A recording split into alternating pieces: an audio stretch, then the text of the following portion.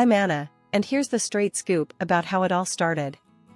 I met Jack back in high school. He was the kind of guy everyone noticed. Captain of the football team, always surrounded by a crowd, and there I was, always buried in my textbooks, aiming for straight A's. We were worlds apart, yet somehow, he noticed me. It was during one of those rare afternoons when I was actually outside, on the bleachers, trying to understand physics while half watching a practice game.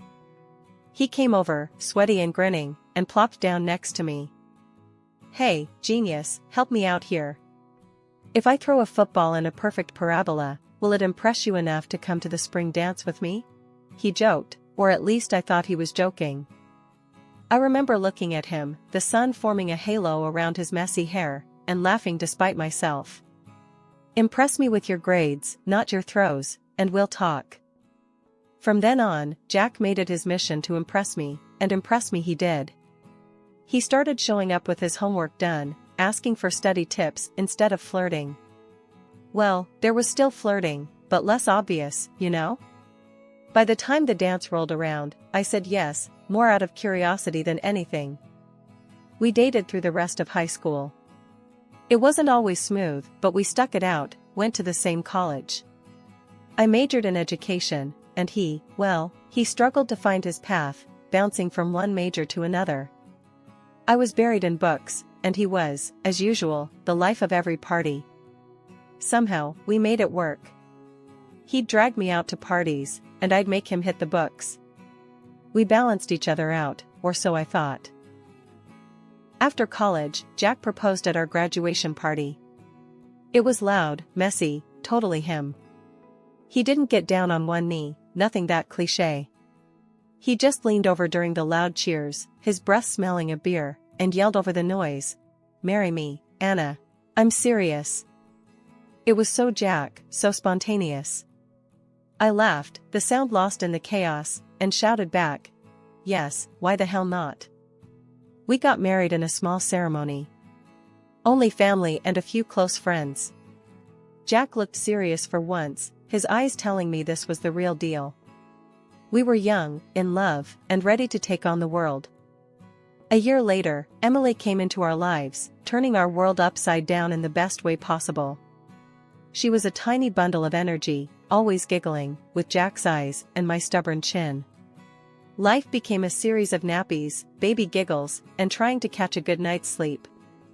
Jack took a part-time job to be around more, while I dove back into teaching as soon as maternity leave was over. I loved teaching, loved my kids at school, but it meant long hours, extra tutoring after classes to make ends meet. Our life was a mad dash from morning till night. Every morning was like clockwork. I'd be up before the crack of dawn, scrambling eggs and flipping pancakes, while the coffee brewed loud and strong. Then I'd drop Emily off at the nanny's, who was practically a second mom to her by now, and then it was off to work for me. Teaching wasn't just a 9-to-5 job for me. There were extra classes, after-school tutoring, and endless grading. I did it all to scrape together enough to chip away at our house loan and stash something away for retirement. Jack worked part-time, which helped, but it wasn't enough to ease up on the hours I needed to put in. When I'd finally get home, the house would be a mess, dinner half-made, and Jack looking like he'd wrestled a tornado. "You're late again." He'd start in as soon as I stepped through the door, his voice tight with frustration. "I'm pulling double shifts at school, Jack. You know this," I'd reply, trying to keep the tiredness from seeping into my voice. "And I'm here cleaning and cooking and looking after Emily. You think that's easy?" He'd argue back, his face a mix of anger and exhaustion. I understood where he was coming from, I really did. But it wasn't like I had a choice. "Look, I'm doing the best I can here. We've got bills to pay, and Emily's not getting any cheaper with all her school stuff." Jack's face would soften a bit at that. "I know, Anna, it's just... I get tired too, you know? And when you're late, it throws everything off." That would usually end the argument, at least for the night. We'd sit down to whatever he'd managed to put together, usually something with pasta, his go-to meal. Emily would chatter about her day, blissfully unaware of the tension. I'd go check on Emily, help her with homework or watch a bit of TV with her, trying to make up for the hours I missed. By the time her bedtime rolled around, I'd be ready to collapse. Lately, though, Jack had started making snide remarks about my late nights. With all the time you spend at school, who knows? Maybe there's a handsome math teacher keeping you late, he'd say, half joking, but with a sharp edge. I laughed it off the first time, but he kept at it. Jack, you think I have time for a lover? I barely have time to pee during the day, I retorted once, trying to lighten the mood. He didn't smile. Just saying, it's a lot of late nights, Anna. I know, and I'm sorry, but there's no one else, Jack. Just stacks of papers and a bunch of kids who can't figure out fractions. That's my wild affair, I'd say, trying to reassure him. But somehow, I could tell he wasn't convinced. His jokes became less frequent, and his glances more questioning. As Emily hit her teens, the simple, structured days began to crumble. It started with her locking herself in her room right after school, emerging only for meals. One evening, I knocked on her door, balancing a tray with a sandwich and juice. Dinner's ready. Don't eat in here, come join us, I called through the door. The answer was a muffled, not hungry. The lock clicked, a small but clear barrier she put up daily. Jack was already at the table, flipping through some bills, his brow furrowed. When I set his plate down, he barely glanced up. She eating in her room again? He asked, not really asking. Yeah, she says she's not hungry, I replied, sinking into my chair with a sigh. Jack shook his head, pushing his plate away slightly. We can't keep letting her do this, Anna. She needs to be part of the family, not holed up like a hermit. The weeks rolled on, each one straining the seams of our family fabric a bit more. Jack's comments about my late nights grew sharper, his patience thinner. Another meeting today? He'd ask as I grabbed my keys in the morning. Yeah, parent-teacher conferences. You know how it is, I'd answer, trying to keep my voice light. Do I? Seems like your meetings could be a cover for just about anything, he'd reply, the suspicion barely veiled. Really, Jack? We're going to do this now? I'd snap back, frustration boiling over. There's nothing going on. I'm just working, for us, for Emily. He'd hold up his hands, a gesture of surrender, but his eyes were cold. Just saying, it's a lot of nights out. Makes a guy wonder. It was a jab, and it stung more each time. Our conversations became a series of accusations and defenses, a far cry from the teamwork we used to pride ourselves on. One particularly rough evening, Emily stayed at the table with us. Jack was off again on my supposed secrets, and I was too tired to fight. Jack, please, not in front of Emily, I hissed, my voice low but fierce. Emily, her eyes wide and watchful, finally spoke up. Why can't you both just stop? Her voice broke, a mix of anger and despair. Stop fighting all the time. Her outburst shocked us into silence. Jack looked down, his anger deflating. I reached out, trying to touch her hand, but she pulled away, her chair scraping back as she stood. I'm tired of this. It's always the same. You're both always mad, she said, her voice shaky. Without another word, she left the table, her footsteps heavy as she retreated to her room. Emily's 13th birthday was supposed to be a blast, a break from all the tension that had been building up at home. She had been eyeing this new smartphone for months, buzzing about all the things she could do with it, apps, photos, you name it. Knowing how much she loved tech stuff, I nudged Jack about getting it for her. It's perfect for her. She won't stop talking about it, I told him one evening as we were planning the party. Jack, though a bit hesitant about the cost, agreed. All right, let's get it. She deserves something nice, with everything going on.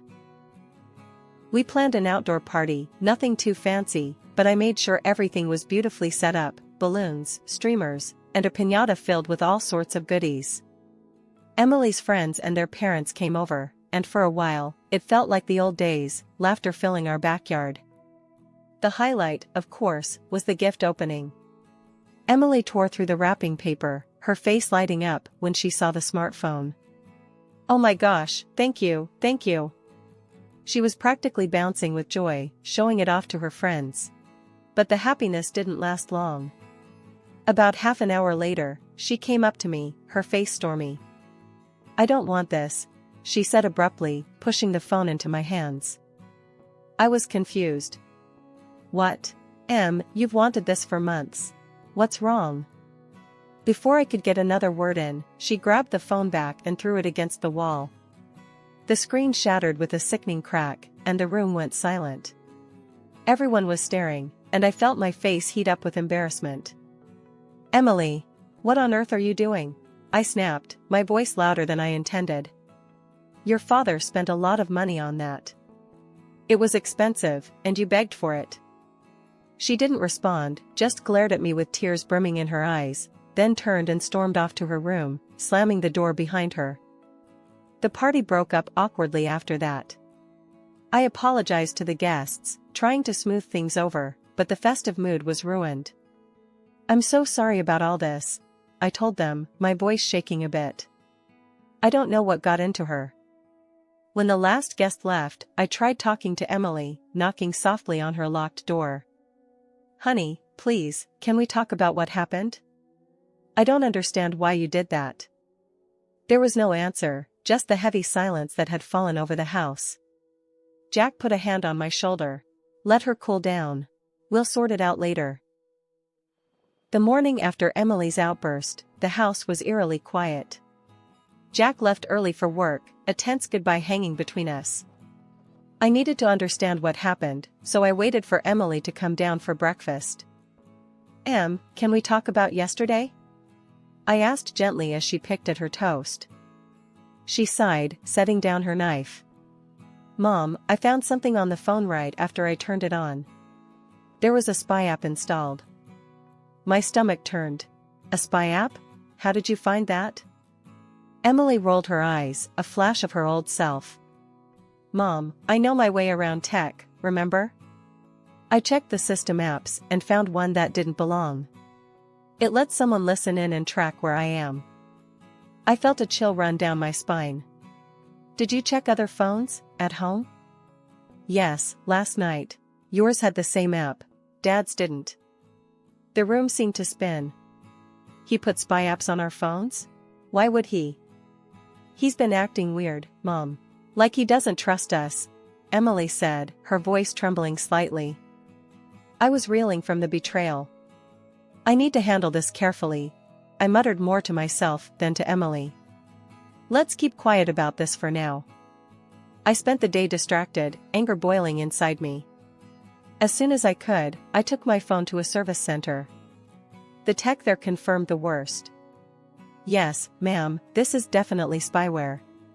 Pretty advanced too. Can you remove it? I asked, my voice steady, despite the storm inside. Sure thing, it'll just take a few minutes.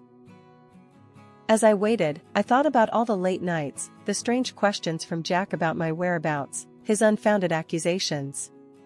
He didn't trust me. He'd invaded my privacy, our daughter's privacy, because of his insecurities. When the tech handed back my phone, spyware-free, I thanked him and drove home, a plan forming in my mind. I wasn't ready to confront Jack, not yet. I needed to think, to decide how to deal with his betrayal, without losing my cool. Ever since the incident with the spyware, the dynamic between Emily and me shifted dramatically. We started sharing more, not just mother and daughter talk, but real secrets, the kind that showed we trusted each other on a whole new level. One evening, while we were clearing up the dinner dishes, Emily casually mentioned something that caught me off guard. Mom, did you know Dad goes to the other side of the city a lot in his free time? She wiped down the counter, her voice nonchalant. I paused, a dish halfway to the cupboard. No, he never mentioned that. Did he say why? She shrugged. Nope, but he's been doing it a lot. Just thought it was weird. That nagged at me more than I wanted to admit. Why hadn't Jack mentioned these trips? What was on that side of the city that drew him away from home? The doubts and the betrayal from the spyware were still fresh, and this new piece of information didn't sit right with me. Determined to get to the bottom of it, I contacted a private investigator, a guy named Martinez who came highly recommended. I laid out everything for him, Jack's recent behavior, the secret trips, the whole spyware debacle. Martinez listened, his expression unreadable, and promised to dig into it. It took a couple of weeks before I heard back from him. When my phone rang and I saw Martinez's name, my heart sank. I wasn't sure I was ready for what he might say, but I needed to know. "Mrs. Anna, we need to meet," was all he said before we arranged to meet at a quiet cafe away from our usual spots. Sitting across from Martinez, the hum of the cafe around us, I braced myself. "I found out where your husband has been going," he started, his voice low. "He's been seeing someone. A younger woman on the other side of the city. They've been meeting regularly for about a year now." My world stopped. A year. The lies, the deceit, it was almost too much to process. Martinez continued. "She's been pushing him to divorce you, planning to marry him. She even suggested he track you, hoping to catch you in a compromising situation that could help him in the divorce." I felt sick. The spyware on Emily's phone, on mine, it was all a setup, a way to trap me. And, what did they find? My voice was barely a whisper. "Nothing. There was nothing incriminating on your phone. That's when they decided to put the app on your daughter's phone, to gather anything that could be used." I sat there, numb, the cafe's noise fading into a buzz. Betrayed by my husband, spied on, because of his own guilt. The irony was bitter. I didn't tell Emily the details when I got home. But she saw the photos sticking out of my bag, pictures of Jack with another woman, laughing, looking happy. Emily saw the truth in my face, before I broke down and told her everything. That night, she didn't say much. She just hugged me as I cried, her arms tight around me. We spent the night in her room, the space between us filled with a new, sad understanding. Jack came home late, as if it were just another day. He smiled, asked how our day was, oblivious to the storm inside me. I didn't confront him, not yet. I couldn't let him know that I knew everything, not until I had figured out what to do next. The next day, armed with the address the detective had given me, I drove across town to an apartment complex I'd never been to before. My hands were trembling slightly as I pressed the buzzer for the apartment. The door swung open to reveal a young woman, her makeup bright and her outfit scanty. She looked me up and down with a mix of confusion and defiance. "Can I help you?" "I need to speak with Jack," I said, trying to keep my voice steady. She tried to protest, but I just pushed her away and went inside. I found Jack in the living room, his expression turning to one of shock and fear when he saw me. "Anna, this isn't what it looks like," he stammered, standing up quickly. "Save it, Jack. I know everything." I cut him off, my voice cold and firm. "I'm here to tell you face to face that I'm filing for divorce. And I expect compensation from both of you for this betrayal." Jack's face paled. "Anna, please, let me explain." Before he could continue, the door burst open and Emily walked in. My heart stopped for a second. "Emily, what are you doing here? How did you even get here?" "I took a taxi," she said, her voice trembling but her chin high. "I needed to see who Dad was choosing over us." Jack tried to approach us, desperation in his eyes. "I love you both. I'm not going to let this go so easily. We can fix this." But before more words could be exchanged, his mistress, who had been silently fuming by the door, stormed over to him. She started hitting him, her sobs loud as she clung to his legs. "You promised you wouldn't leave me," she screamed. The scene was chaotic and pathetic. I looked at Jack, caught in the grasp of a woman he had risked his family for, and felt nothing but disgust. I grabbed Emily's hand. "Let's go home," I said quietly. As we left, Jack's pleas echoed down the stairwell, mixing with the cries of his mistress. But they were just background noise, a sad, desperate soundtrack to the end of our family as we had known it. After the confrontation, the air at home felt different, like a storm had passed, leaving quiet calm in its wake. Emily and I spent the next few days in a kind of unspoken agreement, taking care of each other without bringing up the mess with Jack again. But we both knew we had to figure out our next steps. One evening, I was sorting through some bills when Emily sat down across from me, her expression serious. "Mom, what are we going to do now?" I set the papers aside, knowing this conversation was more important. "Well, we need to take care of the divorce proceedings first. I've already talked to a lawyer." Emily nodded, biting her lip. "And us? Where do we go from here?" I reached across the table, taking her hands in mine. "We start fresh, Em. Just you and me. We'll be okay. We're stronger than we think." The next weeks were a whirlwind. Meeting with lawyers, signing papers, and dealing with the endless back and forth of legal requirements. Jack tried to reach out a few times, but I kept the interactions brief, always through the lawyer. I couldn't trust myself to face him without old wounds tearing open again. Emily was focused on her online courses, her way of coping by throwing herself into her studies.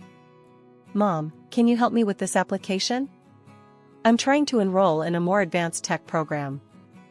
"Sure, let me see." I sat next to her, looking over the application. It was good to see her taking charge of her future, something positive growing from the ruins of our past troubles. As the days turned into weeks, the divorce was finalized. The relief was palpable. The judge granted me the house and a fair settlement. Jack was required to pay support, but I wasn't going to rely on that. It was time to stand on our own 2 feet. One quiet evening, Emily and I celebrated our new beginning with a simple dinner. "To us," I toasted, raising my glass of water. "To us," Emily echoed, clinking her glass against mine. "We've got a lot of rebuilding to do," I said, looking around at the home we'd need to reshape into something new, just for us. "But we can make it ours, make it something great," Emily added, her tone hopeful. "Yes, we can. It's going to be different, but it's going to be good," I assured her, and myself. As we ate, we planned out what we wanted to change in the house, what colors to paint the walls, and how we'd rearrange the living room. It was more than just redecorating, it was claiming our space, turning it into a sanctuary for the two of us. Life has a funny way of sorting itself out. Sitting in our living room, the mortgage papers in front of me stamped, paid in full, I couldn't help but let out a sigh of relief. Emily and we were finally free from one hefty burden, thanks to the settlement that Jack and his mistress ended up paying. Emily was sprawled on the couch, her laptop open as she tinkered with some new software she was excited about. "Mom, check this out," she called, waving me over. I walked over and peered at her screen, amazed at her knack for coding. "Looks complicated, but I bet it's something awesome." She laughed. "It is. I'm just trying to make it user-friendly. Not everyone is a nerd like me." I ruffled her hair affectionately. "Proud nerd, you mean?" Our laughter filled the room, a sound so different from the tense whispers and strained silence of the past. Since paying off the house and settling into our new routine, the calls from Jack had been a constant annoyance. He kept saying he'd changed, that he left his mistress and wanted us back. But that ship had sailed, and I wasn't about to let him chart our course again. Just last night, he'd called again, his voice a mix of desperation and hope. "Anna, I've made mistakes, but I'm different now. Can't we try again? For Emily's sake?" I had been firm, my response cutting the conversation short. "Jack, it's too late for maybes and what-ifs. Emily and I are moving on. This is our final goodbye." After hanging up, I changed my number. No more calls, no more empty promises. Emily knew about it and supported the decision. "Was that Dad again?" she had asked, her tone wary. "Yeah, but it's handled. New beginnings, remember?" I replied, trying to keep the mood light. She nodded, coming over to give me a hug. "I'm glad it's just us now. We're better off, Mom." And she was right. We were better off, financially and emotionally.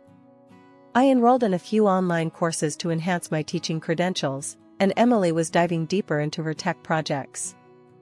We were not just surviving, we were thriving.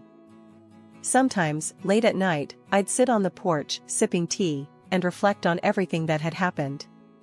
The pain, the betrayal, but also the immense growth and the unbreakable bond it had forged between Emily and me.